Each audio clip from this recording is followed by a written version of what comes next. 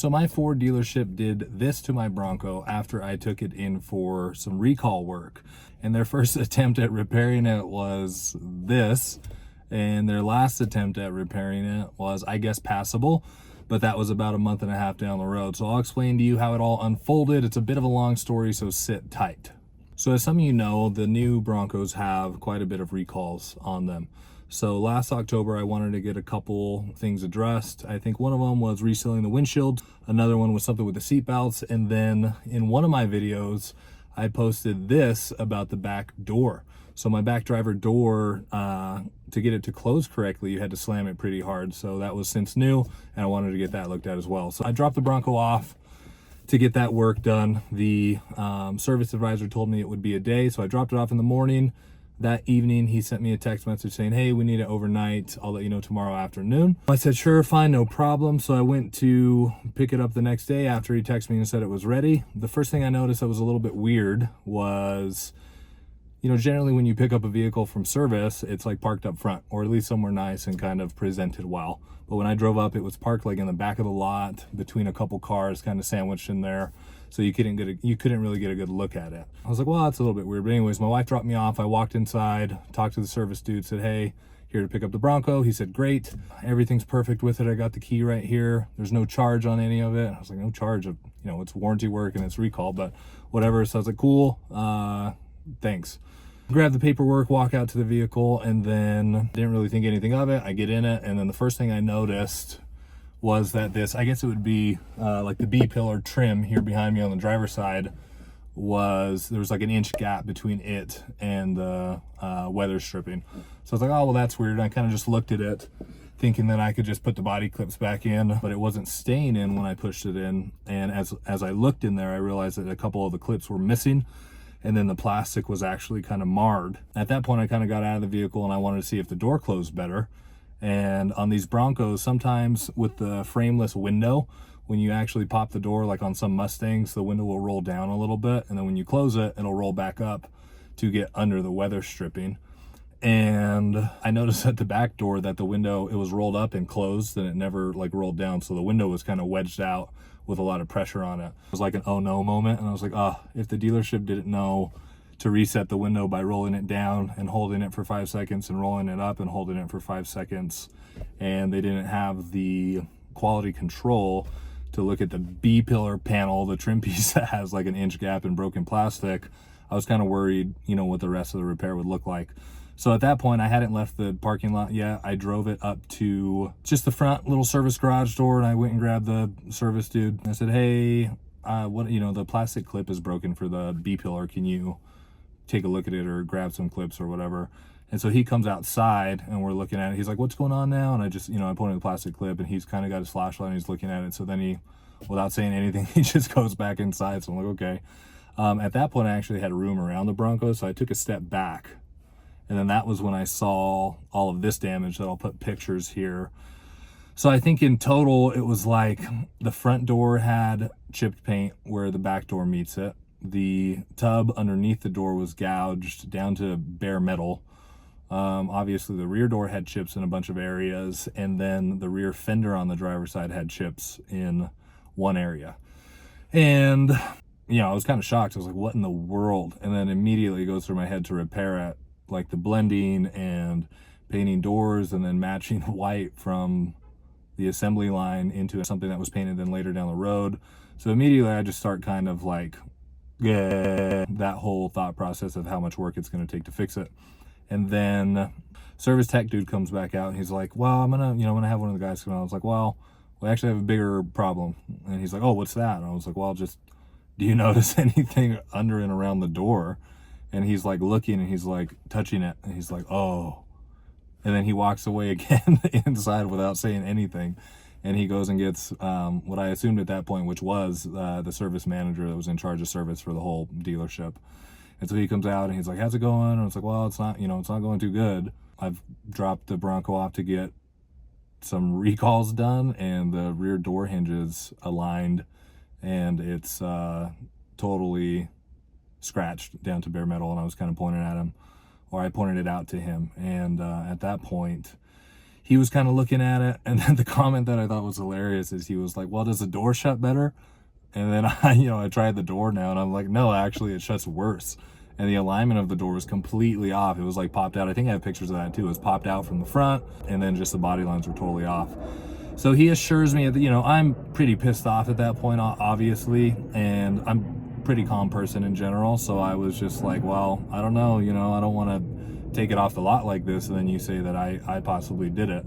And he was like, no, I can assure you, we'll get it fixed correctly for you. We have the best body shop. Ford sends all their cars to us that get damaged in transit. So we have a great body shop, and we'll do the work for you here. I'll just get pictures and I'll contact the body shop, and then you can give me, I'll give you a call to schedule the appointment. And so I drive away basically based on his word. And in my mind, I'm a little bit nervous, but drive away, I think it's like a week goes by. He finally calls me to schedule with the body shop, and he said, hey, if you want, just bring it in, and I'll get it over to the body shop. You can have it back within a week. Bring it in tomorrow whenever you can drop it by. And then I was like, well, is there any way to get a loaner at this point? Because generally none of my Ford dealerships have offered me loaners for service work or warranty work. But in this case, he said, yeah, we have a loaner department. I'll send you over to him. So long story short on that, I dropped the Bronco off. I think it took about 2.5 weeks. And I get a call. At this point, I'm just dealing with the service manager, and I get a call or a text from him. He said, hey man, Bronco's ready, it looks great, I checked it out, pick it up whenever. And I was like, okay, I'll head in tomorrow to go get it. So I go, I'm in a F-150 for the last 2.5 weeks, drive the F-150 over there, and I pull up, and immediately I see the Bronco in the lot, and I just walk over to it, and I see this, which is paint runs galore. I don't know how well the pictures will show it, but there's orange peel, and then in one of the photos you can actually see the whole door has like a yellow hue to it that they repainted. And then aside from that, the front door still had where they chipped the paint on it and never even attempted to repair it. And then on the rear fender, like the coat of paint was missing, but then it was white, so you could still see the outline of the chip, and then like where they went with touch-up paint and just painted the chip, in that manner. And so I called him and I was like, hey, I'm at the Bronco, can you come out? And he comes out, or actually I have some of this recording that I'll sub in. I recorded the conversation because at this point I'm thinking like legally I'm gonna have to press charges to get the thing fixed right or something, along those lines. So he comes over and he's like, wow, I'm really disappointed in our body shop. And I think if I have the clip, I'll sub it in here. He's like, I can't believe they didn't look at it. The service manager told me he looked at it. And I was like, well, didn't you say that you looked at it? Like, yeah, I didn't look that low. I looked at the doors and I didn't see anything. I didn't see that back. I'm not pissed, dude. It's just such a weird situation. I was like, dude, I know cars and have been around cars my whole life, but even my wife that knows nothing about cars, admittedly, like in her own words, she could walk up to this and see that there's something totally wrong. So for the Bronco to leave your guys' shop like that, it just blows my mind. And I basically told him, like, I don't have faith that you'll be able to fix it in a manner that I'm actually pleased with or that anyone would be pleased with. I don't know that the shop will produce those results. You know what I mean? If it left, like it already having issues, I would expect this would leave flawless. But now that it left with runs and chips and all that crap, and I'm not pissed. Like I said, runs it's just honestly so more upsetting to me than the chips. Yeah, I could see an oversight. Oh, we'll dab it with paint and hopefully that, whatever. But it's like, anyone could see especially, that. Just to be frank with you, like they had the car for 2 weeks, like. Yeah. And he told me that the reason why it was taking so long is because they had blended both doors, and to get it to line up was more difficult than they anticipated. I mean, they got hours and hours in this thing, so I'm surprised that it's like that. And so I spent some time on the forums. Again, I did not want to leave the dealership with the vehicle, so I left in the F-150. I spent a little bit of time on the forums. He was going to send it back to the body shop. I told him just to call me to approve it before it goes back again. So I had a big old post on Bronco 6G just about options, and everyone basically said, they're like, dude, either file an insurance claim or get them to repair it and give them another shot, but there's not a ton that you can do. And people would chime in with their own experience that yeah, unfortunately the best route is to let the dealer fix it. The other thing I was worried about was just resale value. And, it was a brand new vehicle essentially with 15,000 miles on it in perfect condition that now has had extensive paint work done on the left, on the driver's side. So I was worried about that. I had decided after talking to some folks to just let them try and fix it again. And so I think another week went by. He calls me again. It's the same spiel. Hey man, I looked at it. It looks amazing. You know, I looked at it myself, and then I show up and it's fine. As I walk up to just the normal eye, I'm kind of OCD with my vehicles. So when I looked at it, you know, I saw some swirl marks and a little bit of overspray still remaining, in addition to the overspray that was there before.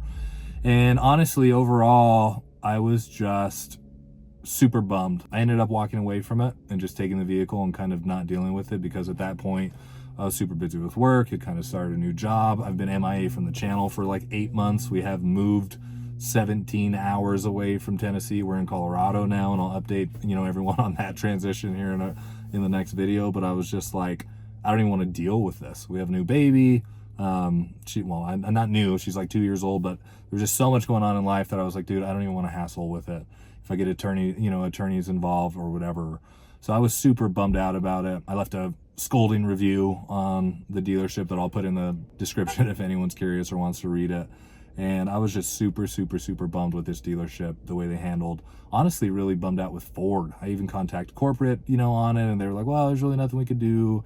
If you want to send it to another dealership, you can call them and see if they'll take up fixing the previous dealership's issues or their faulty work. And I was just not satisfied with it. Didn't feel supported. You know, bought a $50,000 vehicle, and it just, you know, it was I guess a licensed or a partner of Ford that they partner with their dealerships to do these repairs, and I just felt like I wasn't part of the Ford family or really had any protection on it whatsoever. So I walked away with it. It's not perfect, but it's passable, and really overall it just left a sour taste in my mouth towards Ford. I remember I had a 2010 Raptor that I loved the build quality on it, loved the 6.2 in it. That thing was a beast, and I just don't feel like Ford quality is anywhere near where it was. And then their service, it just makes me never want a Ford again. So as I'm recording this video, I'm actually selling the Bronco today. A lot of it does have to do with that interaction, but I wanted to record a video and kind of let everyone know what's going on with it, and then I'll post update for Colorado soon, and I will also post what the next vehicle is going to be to the channel. Really looking at a Gen 1 Raptor. I also have an eye on, which I never thought I'd have a GM again, but the new Colorados and Canyons look awesome.